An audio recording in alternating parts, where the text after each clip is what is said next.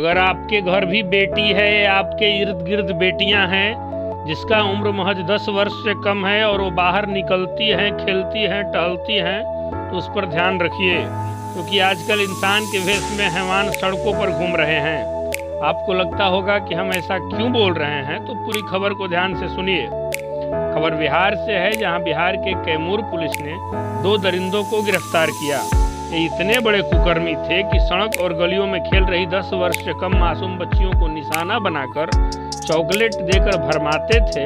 तत्पश्चात जब बच्ची भरम जाती थी तो उसे अचेत अवस्था में कर गलत काम करते थे, और जब इन दरिंदों को इतना से जी नहीं भरता तो बच्चियों को कहीं बेच दिया करते थे। जब इसकी सूचना कैमूर पुलिस को मिली, पुलिस तहकीकात में जुट गई। घटनाक्रम में संलिप्त 2 अपराध कर्मियों को गिरफ्तार कर लिया। गिरफ्तार अभियुक्तों में प्रथम अभियुक्त छोटन चौहान पिता मदन मोनिया और दूसरा रामबली चौहान पिता ददन चौहान, दोनों वार्ड संख्या 21 भभुआ के रहने वाले बताए गए।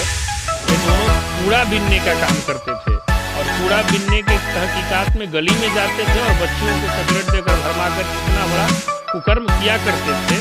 हालांकि पुलिस इनके ऊपर FIR दर्ज करके कार्रवाई में जुट चुकी है। क्या कुछ कहते हैं अनुमंडल पुलिस पदाधिकारी भभुआ, थोड़ा ध्यान से।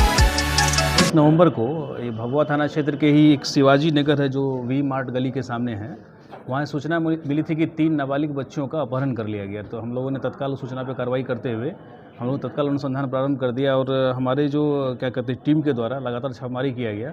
उसमें जो टीम के द्वारा तीनों बच्चियों को सकुशल बरामद भी कर लिया गया। इस घटना का सफल उद्भेदन भी कर लिया गया और इस घटना में शामिल 2 व्यक्ति हैं, उनको गिरफ्तारी भी कर ली है हम लोगों ने।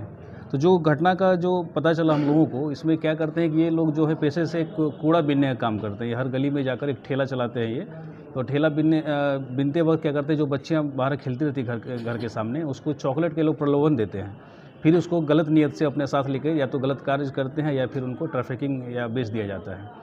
तो कल हमारे सफल और जो यहाँ की पब्लिक है उनके सबों के सामूहिक प्रयास से एक बहुत बड़ी घटना होने से टल गई, जो ये लोग अपने मंशा में सफल नहीं हो पाए।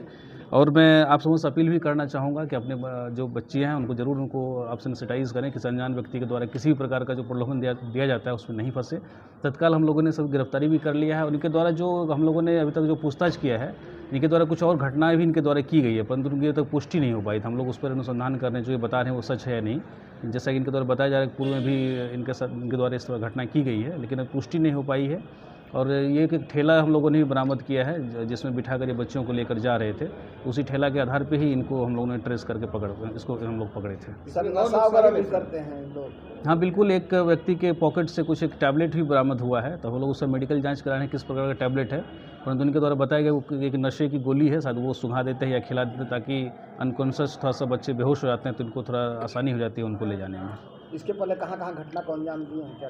इन पूछताछ में बताया गया कि भभुआ शहर के ही आसपास ये लोग 2-3 बच्चों के साथ बता रहे किए हैं, लेकिन पुष्टि अभी लोग नहीं हो पाई है। तो हम लोग पूछताछ कर रहे हैं, तो जैसे ही पुष्टि होगी तो हम लोग उसके ऊपर भी अलग से कार्रवाई करेंगे। कितने लोगों की टीम है, क्या ये लोग बताया है पूछताछ में?